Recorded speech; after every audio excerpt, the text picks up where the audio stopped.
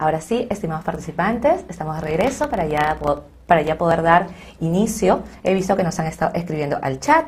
Muy buenas noches con todos. Acá me acompaña nuestro docente, ¿cómo está? Profesor, muy buenas noches. El día de hoy, nuestro docente César Negrete va a estar dando nuestra videoconferencia. También tenemos acá a nuestra docente Salomé Escobedo, la cual estará interactuando el día de hoy para todos ustedes. Pueden seguir escribiéndonos a través de el chat. Nos están llegando todos sus comentarios desde San Martín, Iquitos, profesor, Chiclayo.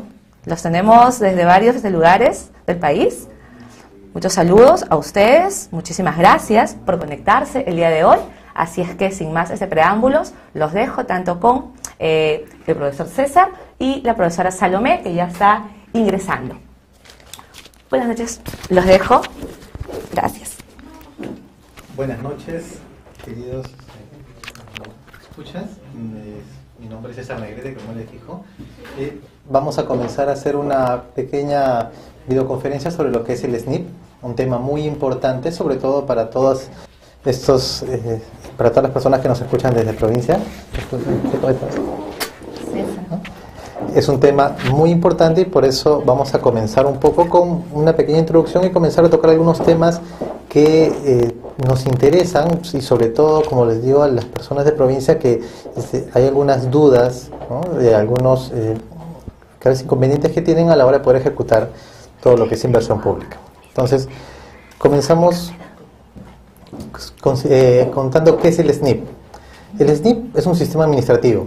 Todos los que trabajamos en la administración pública sabemos que los sistemas administrativos son ciertos sistemas que tenemos que usar para poder realizar las funciones propias de una institución, ¿no? Entonces, así como existe el sistema de presupuesto, el sistema de contrataciones, el sistema de tesorería, el sistema administrativo del SNP es el que se encarga de ver todo lo que es la inversión pública y regularla, ¿no?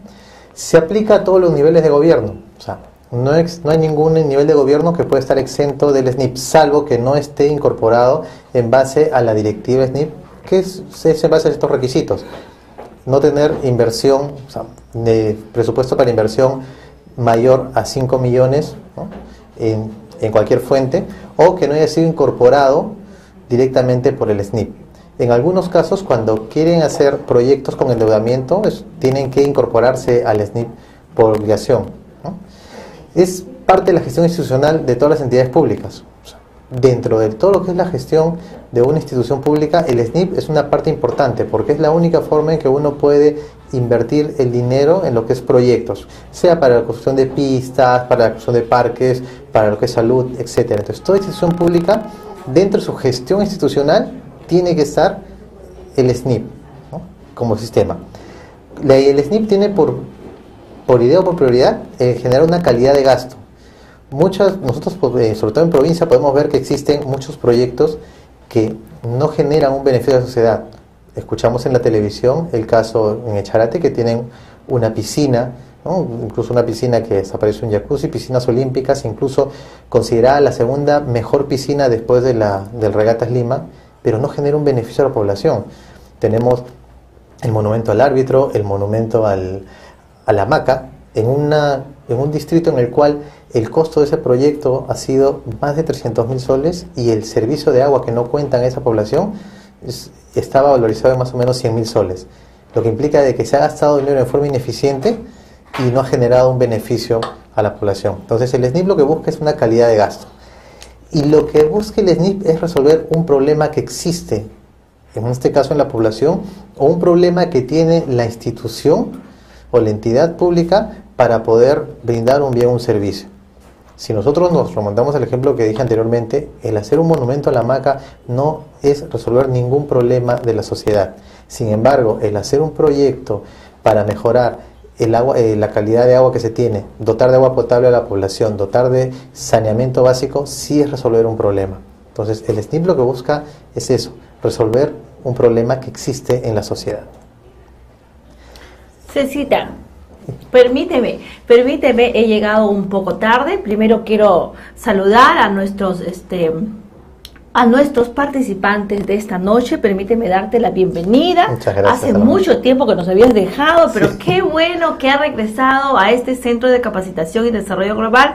Yo principalmente me complace su llegada porque César es un profesional de amplia trayectoria en el tema de proyectos de inversión, y por supuesto los proyectos de inversión en la gestión pública nacional van de la mano con el Sistema Nacional de Inversión Pública. César, qué bien que hagas esos ejemplos, esas referencias en las que obviamente el Estado se ha visto obligado a utilizar un sistema para controlar, para filtrar el gasto, de tal manera que se puedan hacer proyectos que realmente contribuyan y ayuden a mejorar la calidad de vida de las personas, de la población, ¿no es cierto? Y por supuesto, haciendo estos proyectos de inversión que nos pasaron por el filtro del Sistema Nacional de Inversión Pública, como esta piscina, este monumento a la hamaca, donde el Estado ha invertido ingentes cantidades de dinero y que no le sirve a la población, que sin embargo la población que tiene piscina o que tiene el monumento a la vaca no tiene una necesidad básica atendida. ¿Cuál es esa necesidad? Que no tiene agua, no tiene desagüe y está en condiciones pues realmente deplorables para estas alturas de la vida, ¿no? Me da mucho gusto, César, que hayas regresado a Desarrollo Global y por favor continúa con tu exposición. Muy bien, Salomé, muchas gracias. Bueno, el ciclo del proyecto es algo que todos los que estamos relacionados al SNIP tenemos que seguir, ¿no? Anteriormente, los alcaldes o las entidades públicas solamente pensaban en una idea: quiero hacer una pista, quiero hacer, no sé, un coliseo. Agarraban, hacían el expediente técnico y gastaban. Y eso generaba muchos problemas porque no necesariamente el proyecto generaba un beneficio. Entonces, el SNIP dentro de su directiva plantea un ciclo el cual tiene que seguir un proyecto, en este caso la inversión en un proyecto. Comenzamos por la idea. Al igual que anteriormente, la autoridad tiene una idea de querer invertir o gastar el dinero en algo. Entonces, el primer paso no es comenzar a construir, el primer paso es la preinversión, hacer un perfil el cual evalúa y analiza si esta inversión que voy a hacer efectivamente genera un impacto positivo, genera beneficios a la sociedad y si efectivamente arregla un problema. Ahora, algo que nosotros, y sobre todo las autoridades, tienen en la cabeza es que todo perfil va a ser viable. Eso no es así. Un perfil lo que hace es ver si efectivamente vale la pena invertir y no hay ningún problema en que un perfil salga que no es viable y por lo tanto no ser la inversión. Como dicen en el MEF, yo prefiero gastar 100.000 soles en hacer un perfil y ahorrarme 20 millones de dólares o 20 millones de soles que gastar 20 millones de soles y después darme cuenta de que no ha sido útil.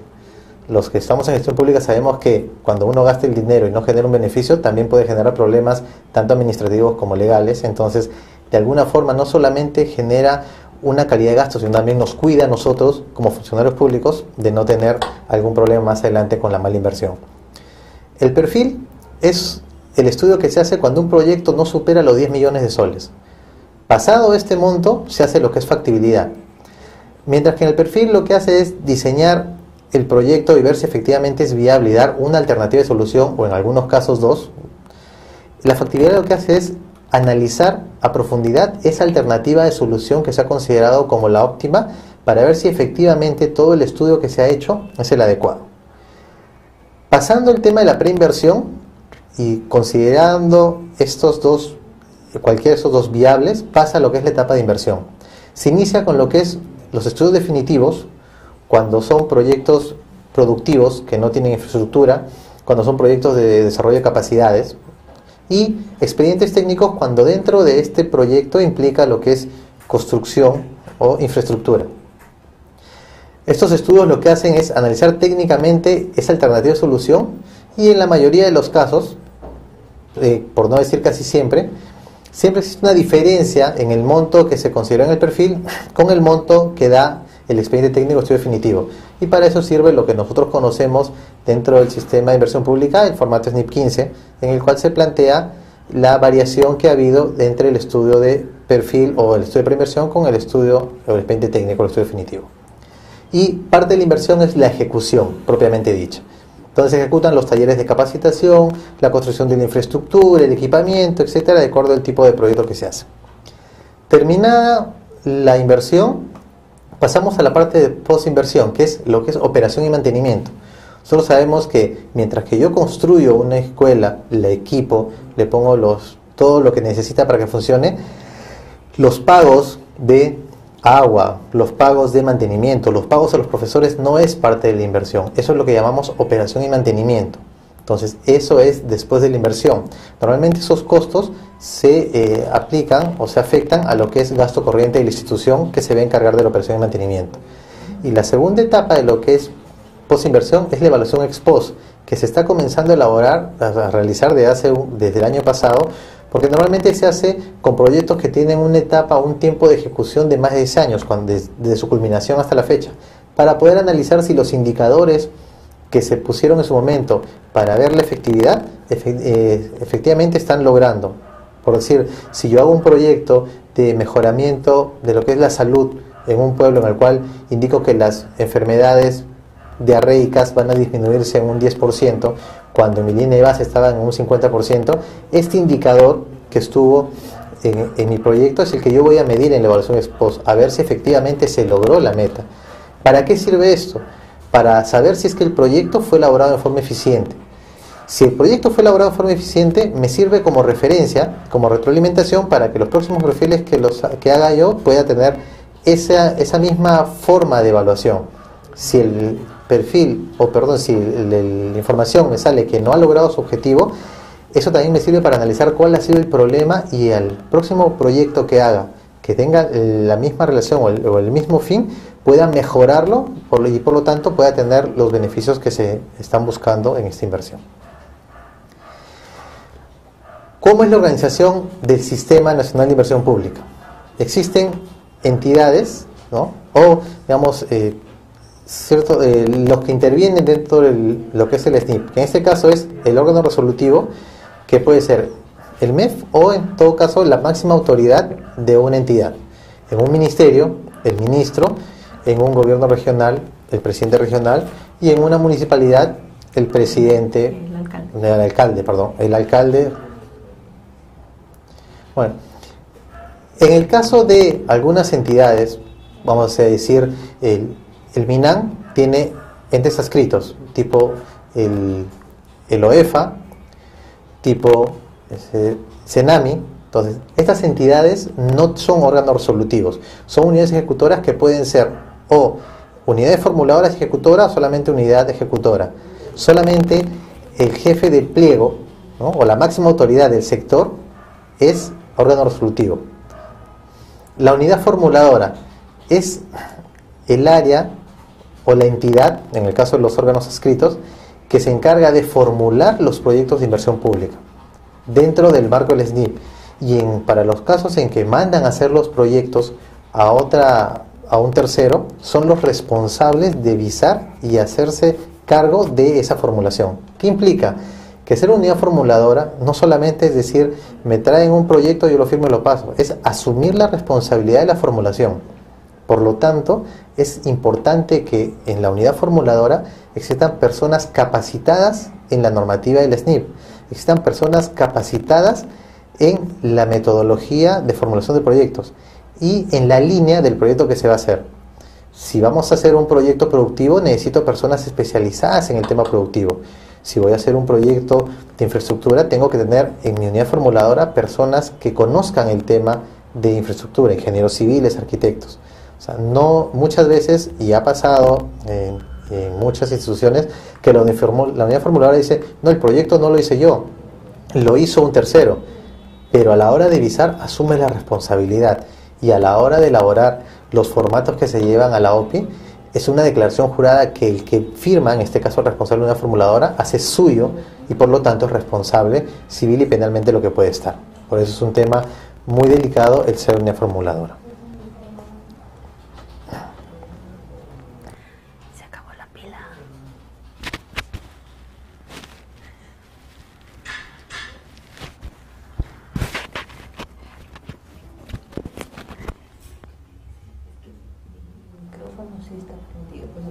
Ahora habla tú. La unidad ejecutora. La unidad ejecutora es la entidad o el área responsable de ejecutar el proyecto, ¿no? Para este caso, una unidad formuladora también puede ser una ejecutora, ¿no? Por eso que los mismos profesionales que pueden formular también pueden conocer el tema de la ejecución. No hay ninguna incompatibilidad en ese sentido. Igualmente, la unidad ejecutora es responsable del gasto y de la ejecución que se realice el proyecto y que se haga efectivamente como se aprobó. Es también la responsable de elaborar el expediente técnico y de presentar el formato SNIP 15. Cuando existen variaciones, en ese caso en la ejecución, porque ha habido un mal cálculo, tienen que hacer un informe que se emite a la OPI para que puedan realizar el formato SNIP 16, que es el formato de variación en etapa de inversión. Cuando esta variación que se realiza en la etapa de ejecución, ¿no?, genera lo que le llaman modificaciones sustanciales, ¿no?, lo que se realiza es una verificación de viabilidad, porque las modificaciones sustanciales lo que hacen es modificar ciertos puntos del proyecto que podrían variar la viabilidad del proyecto, que podrían perjudicar esta viabilidad que se le dio. Por lo tanto, tiene que la OPI hacer un análisis en base al informe que se le manda de la unidad ejecutora para saber si el proyecto sigue siendo viable o no. La ventaja que tenemos es que actualmente el MEF lo que busca es que todos los proyectos que se formulan se ejecuten. Entonces, ante una verificación de viabilidad en el cual se considera que hay algunas actividades que tienen que variarse porque generan una modificación de la viabilidad, o por lo menos los criterios que da la viabilidad, uno puede modificar tanto monto, puede modificar metrados, puede modificar los criterios, porque la idea del proyecto es que se ejecute. Salvo casos, y les doy un ejemplo, que de proyectos en los cuales por error no se tomaron datos reales o datos de la institución para poder resolver un problema. Y un caso práctico, que lo estoy viviendo, es que para cierta institución, no les voy a decir el nombre por un tema de reserva, ¿no? Cuando se creó, tenía que realizar un proyecto para implementar un sistema, ¿no?, dentro de sus procesos.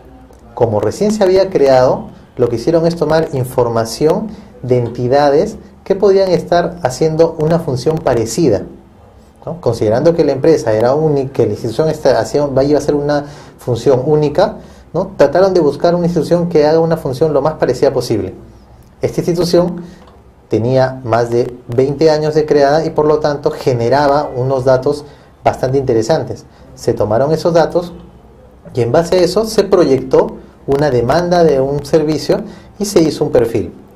Después de 5 años de vida de esta institución, existían problemas en la ejecución por la formulación del proyecto, por algunos temas de término de referencia, y se planteó una reformulación o una verificación de viabilidad justo por este tema de los inconvenientes en la ejecución.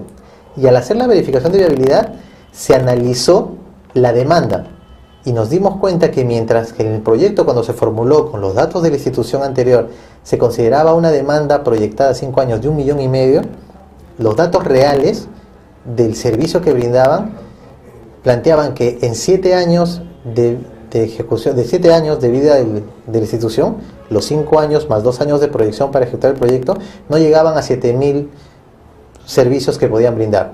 Por lo tanto, la evaluación que hicieron no era correcta. Mientras que mi costo-efectividad, porque se hizo por medio de costo-efectividad, salía que cada servicio tenía un valor de 3 soles 30, con 1,5 millones de atenciones, con el nuevo dato real salía que cada servicio me costaba 840 soles. Por lo tanto, se volvía inviable. Y lo que llevó a tener que liquidar el proyecto antes de terminar de ejecutarlo. Porque para este caso, mi demanda ya estaba totalmente satisfecha con lo que yo tenía en ese momento. Y seguir ejecutando iba a generar un perjuicio al Estado y por lo tanto generar una sanción administrativa y posiblemente penal a las personas responsables de la ejecución. Muy bien, César, qué ejemplo tan interesante. César, quiero comentar y reiterar lo que tú has hecho. Tú decías que un perfil de proyecto está valorizado solo hasta 10 millones, ¿verdad?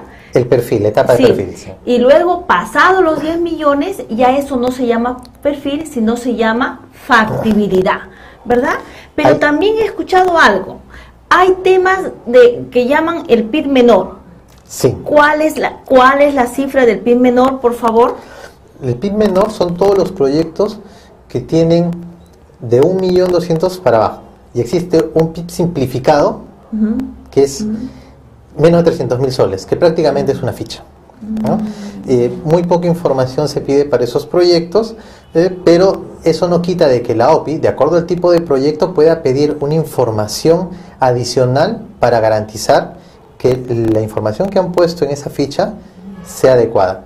En el caso, sobre todo, cuando son proyectos muy sui generis, porque un proyecto de una losa deportiva, que mayormente tiene un valor entre 50 y 80.000 soles, un proyecto de una posta médica, que ya prácticamente son proyectos que se hacen continuamente y que ya tienen un formato preestablecido, con una ficha es suficiente para poder presentarla. Es decir, este tamaño de inversión, o sea, vamos a suponer de 80 a 50.000 soles, requiere de cierta información o de una información mínima aceptable, y eso se le declara viable, ¿verdad?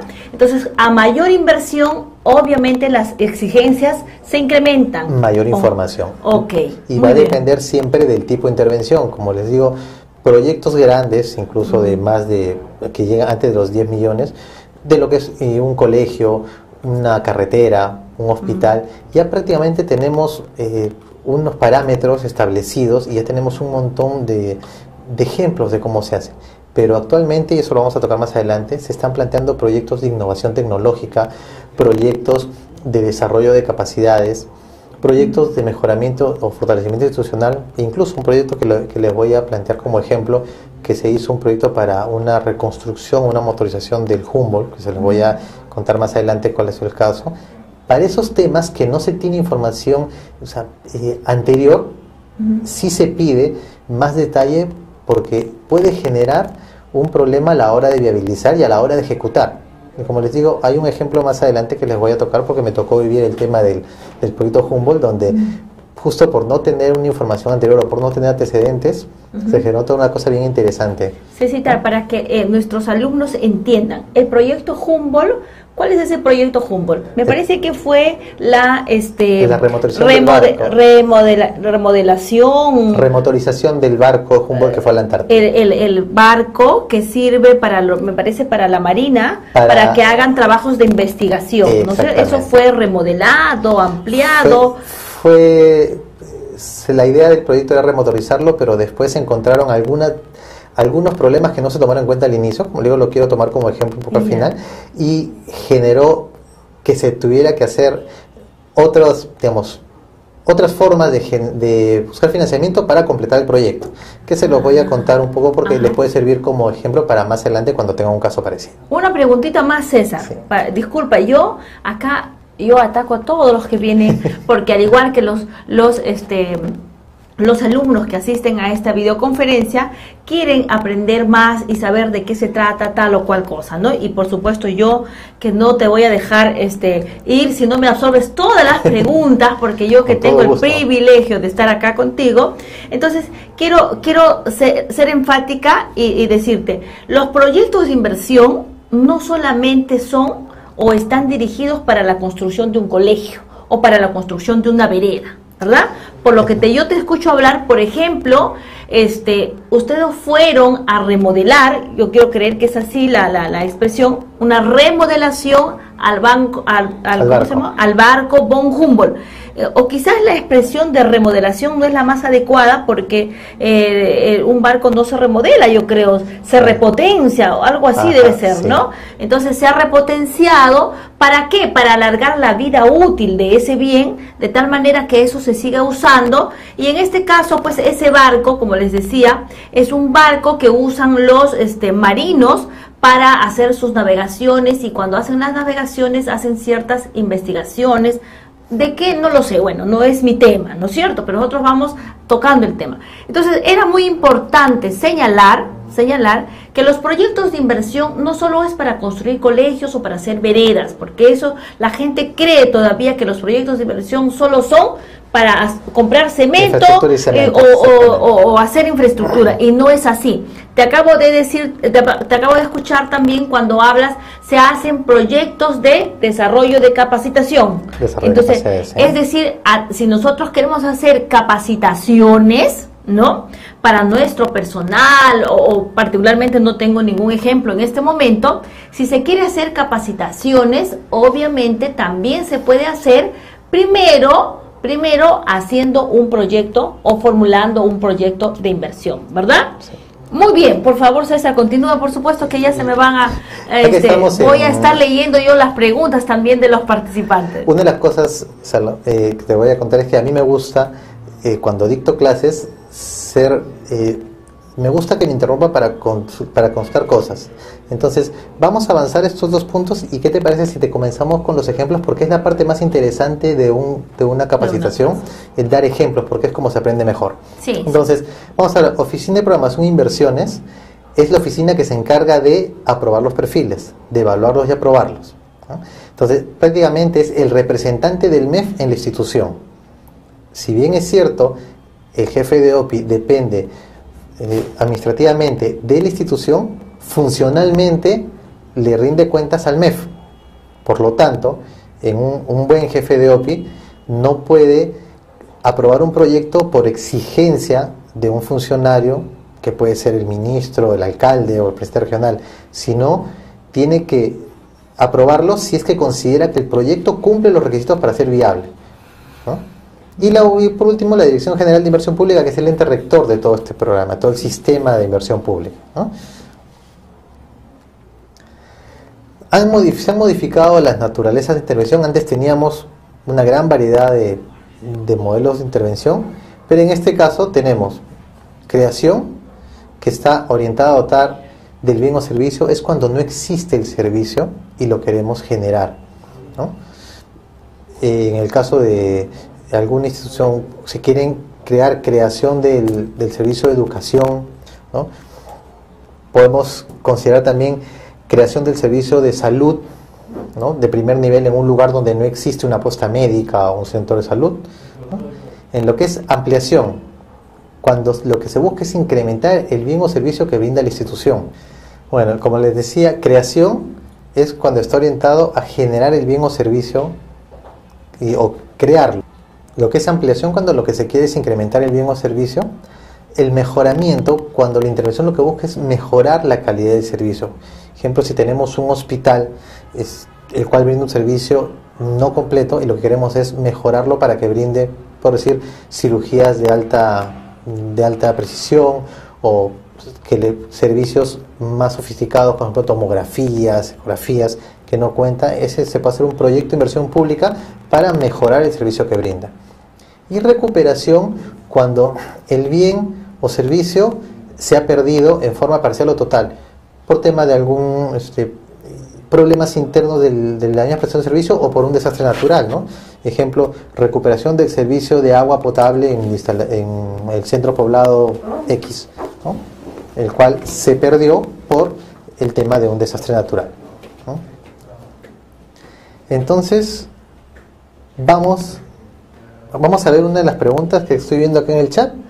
Me pregunta si dentro de un proyecto de inversión se acepta el pago de profesionales. Va a depender a qué le llaman el pago de profesionales. Si yo considero el pago de profesionales al personal de planta de una institución, no se considera. Si yo considero el pago de un profesional el cual va a realizar una labor dentro del proyecto, sí. Ejemplo, yo quiero hacer un proyecto de desarrollo de capacidades, en el cual quiero fortalecer a la institución, a mis profesionales de la institución, en un tema específico, digamos, sobre gestión pública. Entonces, dentro del proyecto considero el pago de un profesional que los va a capacitar. Entonces, sí puedo pagar a un profesional que viene a dar una capacitación por un tiempo específico, ¿no? Si dentro del proyecto está destinado a hacer una función corta de 2-3 meses de un profesional en una actividad, sí se puede considerar el pago. Pero si yo quiero dentro de un proyecto cubrir el pago, el sueldo, la remuneración de personal de la institución, eso no está permitido, ¿no? Acuérdense, como les dije al comienzo, en el tema del ciclo del proyecto, eso es operación y mantenimiento. Si bien es cierto, a la hora de hacer el proyecto y hacer el análisis, ¿no?, de sostenibilidad, se considera el gasto en operación y mantenimiento, eso no es dentro de lo que es plata de inversión, eso se considera en lo que es gasto corriente. Vamos a tocar lo que le llamamos prioridades del Estado al 2015. Como decía Salomé, antiguamente todo proyecto era infraestructura, no consideraban proyecto el tema de desarrollo de capacidades, los temas productivos, los temas de tecnología. Si no era infraestructura, si no era fierro y cemento, no era proyecto de inversión pública. Conforme ha ido evolucionando el sistema y conforme se han ido dando la problemática, sobre todo al interior del país, es que han comenzado a plantear nuevas ideas y nuevos tipos de intervención. En este caso, este año una de las prioridades que se tiene es el tema de los proyectos productivos, dado principalmente por lo que es diversificación productiva y competitividad. Entonces, sí se pueden hacer proyectos productivos por medio del SNIP. Ya existen manuales de cómo hacer proyectos productivos, los cuales van dirigidos a fortalecer uno de los eslabones de la cadena productiva, ¿no? ¿Cómo hacerlo? Es un tema que vamos a tocar como un ejemplo de las formas en que tú puedes intervenir en un proyecto productivo sin que lo consideren de que estás dando dinero a un privado, ¿no? En el tema de competitividad, igualmente. Lo que nosotros tenemos que ver que para poder formular un buen proyecto tenemos que tener mucho criterio y mucho análisis. Tenemos que saber identificar bien el problema y cómo hacer que este problema, la solución, se dé dentro de lo que es un proyecto de inversión pública. Otro tipo de proyectos que se están dando y que se están elaborando ya los manuales son los proyectos de investigación, desarrollo e innovación. ¿Por qué proyectos de investigación? Porque antiguamente decían, investigación no es inversión pública, porque no me genera nada palpable. Pero una investigación sí es un proyecto porque genera información que te sirve para mejorar la calidad de vida de los ciudadanos, para generar un beneficio ciudadano. No necesariamente un proyecto de inversión pública tiene que dar algo material. Muchos proyectos de inversión pública en el tema de innovación y tecnología no dan valor agregado y dan un beneficio a la sociedad sin necesariamente tener algo palpable. Entonces, actualmente se están elaborando manuales para elaborar proyectos de investigación y desarrollo. Proyectos de investigación científica. Son proyectos que igualmente generan beneficios a la sociedad. No directamente, pero dan la información básica y necesaria para poder entregar, para que el Estado pueda generar un beneficio adicional. Un ejemplo es en el caso de IMARPE, que es el Instituto del Mar del Perú, que se encarga de hacer investigación sobre las especies marinas, su estado y cómo de alguna forma mantenerlos para que no se pierda ese recurso. Entonces, lo que realizan ellos es investigación científica que da información de cuál es el estado, qué se tiene que hacer, cómo se tiene que implementar su pesca, que en este caso la pesca es cómo se tiene que explotar, ¿no? Y esa información científica sirve de base para que el Estado pueda implementar normas para hacer que ese producto o esa especie pueda ser explotado de forma eficiente y genere un beneficio a la población. Entonces, la investigación científica en sí lo que da es información para que se pueda generar un servicio a la población, que es el servicio de regulación, en este caso de una pesquería, que lo da el Estado. Por lo tanto, si bien es cierto, es en forma indirecta, una investigación científica sí se puede considerar un proyecto de inversión porque genera un beneficio social a la población. Y proyectos de innovación tecnológica, que igualmente el mejorar la tecnología genera beneficios a la población, porque le puede generar un servicio mucho más eficiente y mucho más adecuado. Por lo tanto, esas son, digamos, las prioridades que está teniendo el Estado en la elaboración de manuales para que nosotros podamos plantear proyectos de estos tipos. César, quiero interrumpirte para transmitirte las preguntas de nuestros participantes.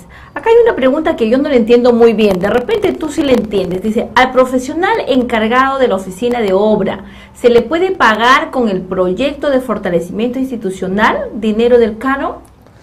Bueno, Primero separemos. La plata que va al proyecto de inversión pública puede ser Canon, puede ser RDR, puede ser RO, ¿no? La fuente de financiamiento es indistinta. Ahora, la persona responsable del área de obras es un personal de planta. Por lo tanto, el proyecto no puede financiar su remuneración. En algunos casos, lo que hacen es cuando elaboran el perfil, elaboran el expediente, contratan a un profesional para que elabore el perfil o elabore el expediente, pero adicionalmente se encarga de apoyar en el área de obras. Pero al ser el responsable del área de obras, tiene que ser designado, tiene que ser contratado. Por lo tanto, o está como CAS, o está como 728, o está como 276. Entonces es personal de planta y no puede, es incompatible pagarle con el dinero del proyecto. Sí se le puede pagar con Canon, pero como gasto directo, como gasto corriente. Como una intervención de la misma institución, que es muy distinta a la plata que ha sido asignada para el proyecto, ¿no? Claro, y acá hay una pregunta que yo voy a contestarle a un participante que dijo: el costo del estudio del proyecto es cargado al proyecto. Sí, incluso hay una específica para nosotros cargar en esa específica el costo del estudio del proyecto, y para eso debe usar el clasificador 268121. Y después acá César me decía, un participante que probablemente no escuchó cuando hicimos la primera intervención, dice: si hay un representante del MEF, entonces en la institución, ¿cómo es posible que apruebe el proyecto el sombrero, la hamaca? Entonces, claro, no nos ha escuchado. Por favor, contéstale esa pregunta. Claro, o sea, esos proyectos se han hecho, muchos de estos, antes de que se implemente el SNIP. Entonces, antiguamente lo que querían es, se me ocurre un proyecto, el presidente regional, el alcalde agarraba, hacía el expediente técnico, lo intervenía. Justo en las exposiciones que hacía el MEF, consideraba estos proyectos como lo que no se debe hacer, porque haciendo un análisis, en este caso del proyecto a la hamaca, del monumento a la hamaca, en esta misma zona, el gasto por ese proyecto, por esa infraestructura, fue de más de 300.000 soles. Y sin embargo se evaluó que ese pueblo, que eran más o menos unos 400 habitantes, necesitaban el servicio de agua potable. Y hacer el proyecto de servicio de agua potable y dotarlos de agua potable tenía un valor de 100.000 soles. Entonces, el tema es que sí, es cierto, se tiene en las instituciones públicas un representante del MEF que es el jefe de la OPI. Pero lamentablemente muchas veces el no conocer de que nosotros dependemos, en este caso los jefes de OPI dependen funcionalmente del MEF, hace de que por miedo a perder el trabajo, por miedo a no poder seguir, o al alcalde, aprueban proyectos que no son proyectos de inversión pública. Pero queremos continuar con César, que está haciendo una excelente exposición, y me dicen acá, Eric Quiroz, me dice: el pago de la compra del terreno ¿debe ser un componente más en el perfil? Bueno, cuando un proyecto considera compra de terreno, sí, se debe considerar dentro de la elaboración del proyecto y la ejecución la compra del terreno. Sin embargo, existen casos en los cuales se puede adquirir el terreno antes del perfil por un tema de garantizar la viabilidad. Si ejemplo estamos en provincia, donde normalmente el tema de inmobiliario es un poco lento, el considerar para construir un colegio un terreno no tiene mayor problema, porque el proyecto demora un promedio entre 8 a 10 meses o un año, y en ese tiempo que se hace la formulación del perfil y el expediente, uno puede hacer el compromiso y adquirir el terreno. Sin embargo, en Lima es un poco diferente. Si yo quiero hacer un proyecto el cual implica una compra de terreno, con el boom inmobiliario que hay, yo puedo considerar en el perfil que, digamos, si yo quiero hacer un local institucional, conozco, a la hora de hacer el perfil, ubico un terreno, digamos en Lince, que es adecuado para lo que yo quiero hacer, y lo considero en mi proyecto para la viabilidad, que va a estar situado en Lince, con tales características, tal tamaño, y eso genera viabilidad en mi proyecto. Y cuando estamos haciendo la factibilidad y después el expediente técnico, resulta que vendieron el terreno, y por lo tanto mi perfil pierde una condición de viabilidad, porque todo mi análisis lo hice en función a ese terreno. Entonces, si bien es cierto, se debe considerar, hay algunos casos en los cuales podemos priorizar. Y un ejemplo bien claro fue el que hizo IRTP, que es Canal 7, que quería hacer un proyecto de ampliar sus áreas de donde hacen los programas, y para eso necesitaba un terreno que esté lo más cerca de ser posible al lado de donde tiene ahora su edificio. Y lo que hizo es adquirir el terreno que estaba al lado de su edificio para garantizar la viabilidad del perfil. ¿Por qué? Porque teniendo el proyecto, él podía hacer el perfil, la factibilidad y el expediente, y no correr el riesgo de perder el lugar donde iba a ser el proyecto y el cual le generaba la viabilidad.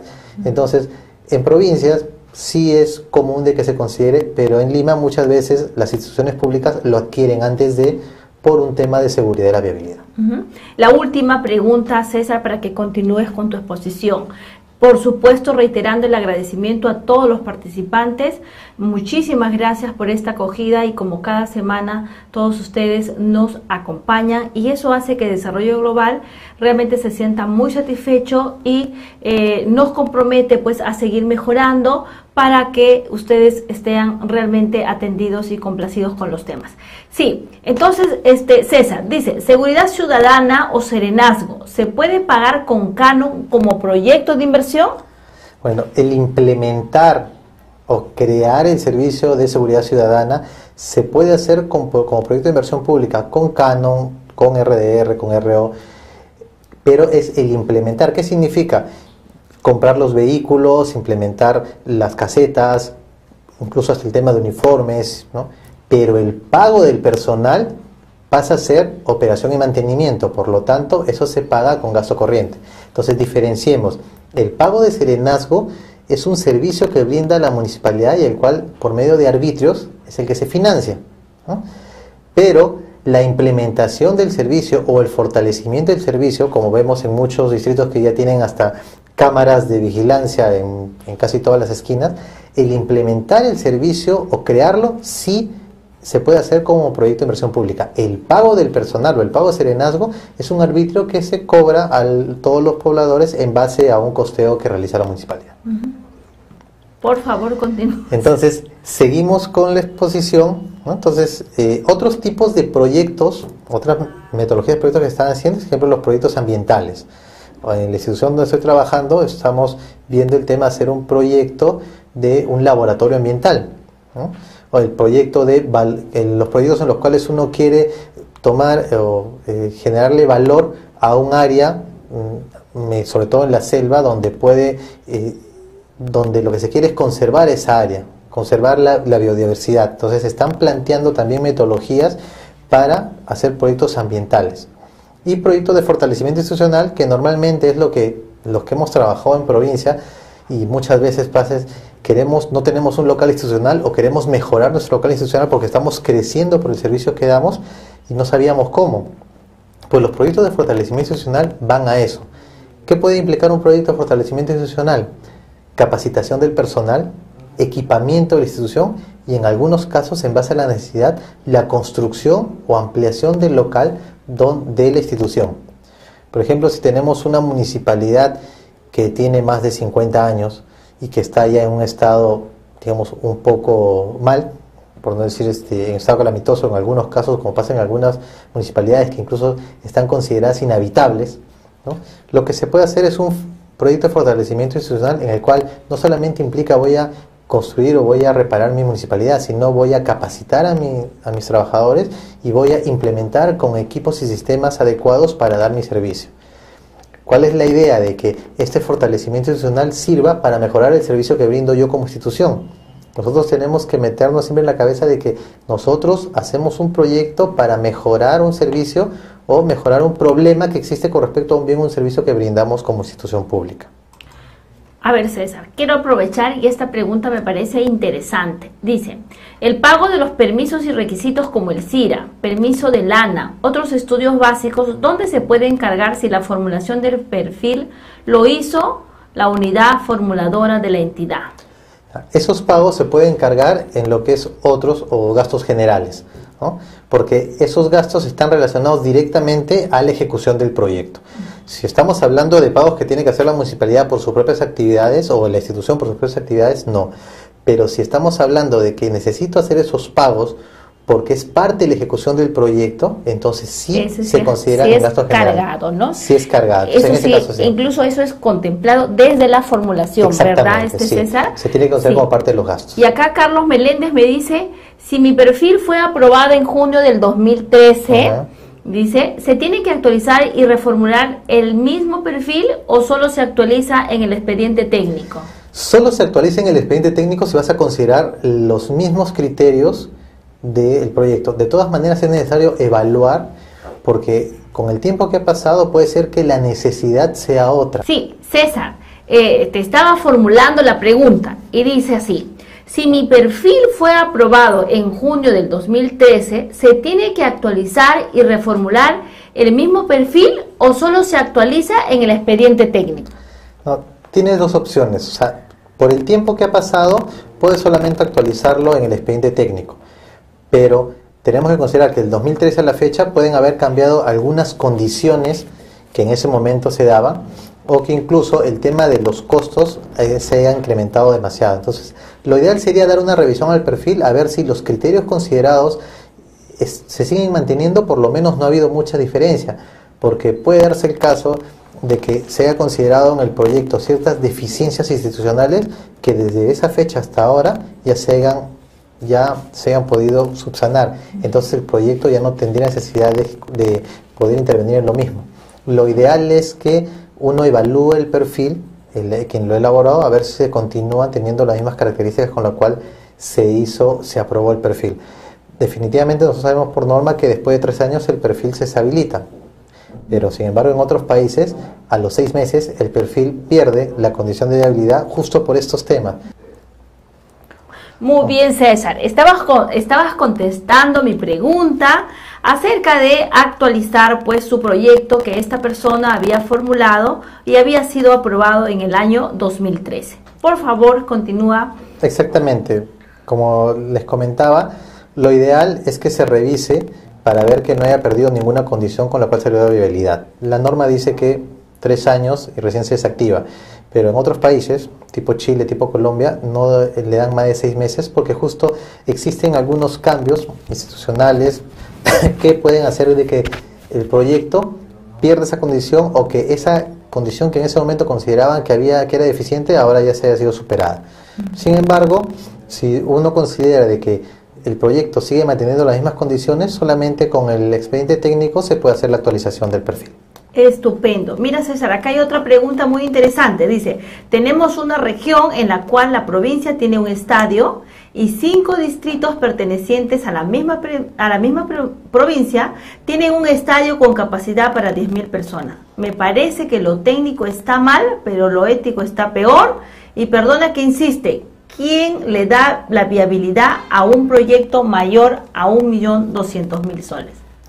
Bueno, primero, para este caso, técnicamente está mal, porque para poder hacer un estadio, primero tenemos que evaluar la necesidad de este proyecto y ver la cantidad de personas. Yo dudo que en un distrito existan 10.000 personas como para poder llenar el estadio, por lo tanto la capacidad es excesiva, y no creo que se realicen actividades deportivas tan seguidas que ameriten tener un estadio de 10.000 personas. Entonces ya desde ahí los proyectos han sido mal elaborados. Lamentablemente en provincias, y lo digo por experiencia porque he trabajado en provincias y he visto, consideran que tener el estadio, tener su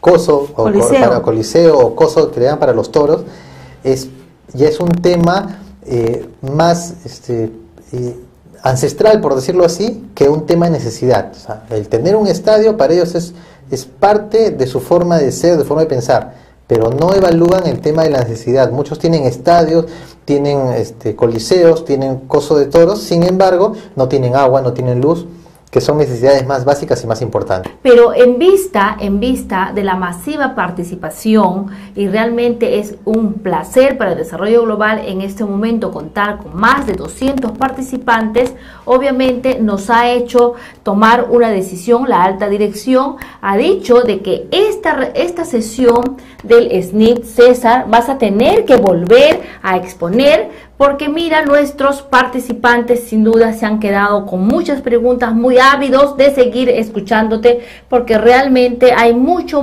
que aprender sobre el tema y queremos aprovechar obviamente de tu experiencia, de tu trayectoria, y obviamente acá no contábamos que el internet nos iba a hacer estas jugadas. Entonces vamos a concluir contestando la pregunta. Yo te la voy a volver a formular de tal manera que al participante le quede satisfecho con su respuesta, y obviamente les sigo diciendo de que esta sesión se va a volver a repetir en el transcurso de la semana. Nosotros vamos a estar informando. Muy bien, dice la pregunta, Mario Chávez: tenemos una región en la cual tiene una provincia, la provincia tiene un estadio y tiene 5 distritos pertenecientes a la misma provincia que tienen un estadio con capacidad para 10.000 personas. Me parece que lo técnico está bien, pero lo ético está mal. Perdone que insista, pero ¿quién le da la viabilidad a un proyecto mayor a 1.200.000 soles? Bueno, todos los proyectos, para comenzar por la última parte, para no dejar con la pregunta sin contestar, la OPI es la que da la viabilidad a todos los proyectos. Cuando la DGPI interviene es cuando estamos hablando de endeudamiento. Antiguamente, después de 10 millones de soles, la DGPI o el MEF era el que daba la aprobación. Luego dejó de lado eso y el MEF interviene cuando el proyecto está dado por endeudamiento. Porque como es préstamo internacional, el MEF ya ahí se encarga de evaluar. Le ha dado más potestad a las OPIs para poder aprobar los proyectos independientemente del monto. Por lo tanto, el OPI de la institución es el que se encarga de aprobar proyectos mayores a 1.200.000. O sea, prácticamente todos los proyectos que no estén con endeudamiento los aprueba la OPI. Y con respecto al tema de los estadios, efectivamente, en lo ético está mal, pero también técnicamente está mal. Como les digo, para poder hacer un estadio uno tiene que evaluar la cantidad de población que tiene y la cantidad de eventos que se realizan para poder satisfacer la necesidad. No creo que en un distrito pequeño tengan 10.000 habitantes o que se realicen eventos permanentes, los cuales requieran tener un estadio, ¿no?, de esa capacidad. Por lo tanto, creo que ahí ha habido una mala utilización de los presupuestos y no han tomado en consideración que tranquilamente teniendo un solo estadio en la provincia y haciendo un estadio o un coliseo más pequeño se podía haber cubierto la necesidad. Muchas veces por un tema ya ancestral, por decirlo así, que todo en la sierra consideran de que tener su estadio, tener su coliseo es tener ya, digamos, lo óptimo para vivir, cuando no tienen agua, desagüe, luz, que son temas más necesarios. Sí, pues sí, realmente a veces piden cosas que no se debe atender, que no son prioridad y que lo que realmente es prioridad a veces no se da, ¿no? Muy bien, nosotros, César, agradecida, yo sencillamente sumamente agradecida porque he aprovechado aquí en actualizarme sobre el tema, porque realmente sobre proyectos de inversión obviamente nosotros debemos conocerlo cada vez mejor, porque ahora toda la inversión pública se fundamenta pues en el desarrollo de estos proyectos de inversión y por supuesto tenemos que estar actualizados sobre el tema.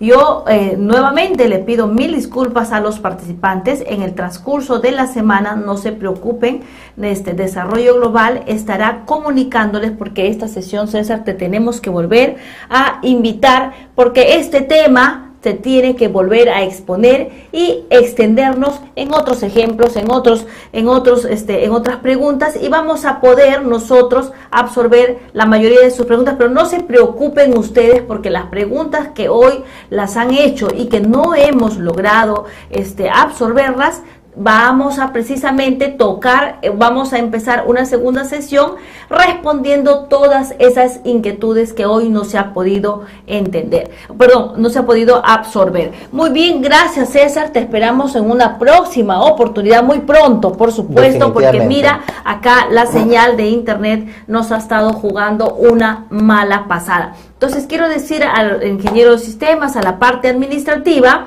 sí, el agradecimiento a todos ustedes. César, te transmito, acá ha habido participantes, he visto de Iquitos, de Gualmey, de Ayacucho, de Puno y de muchas otras provincias que siempre nos acompañan. Pero antes de dar pase a la parte administrativa, quiero que por favor te despidas como tú sabes hacerlo. Sí, muchas gracias por su atención. Definitivamente espero que la próxima vez que vengamos comencemos con las preguntas, porque creo que La idea de estas conferencias es justo poder resolver las dudas que tienen ustedes, sobre todo de provincias, que es donde se necesita bastante información con respecto a la inversión pública. Así que muchísimas gracias por su atención y de todas maneras voy a estar con ustedes para poder resolver todas las preguntas que tengan. Muchas gracias, Salomé. Muchas gracias. Gracias a ti.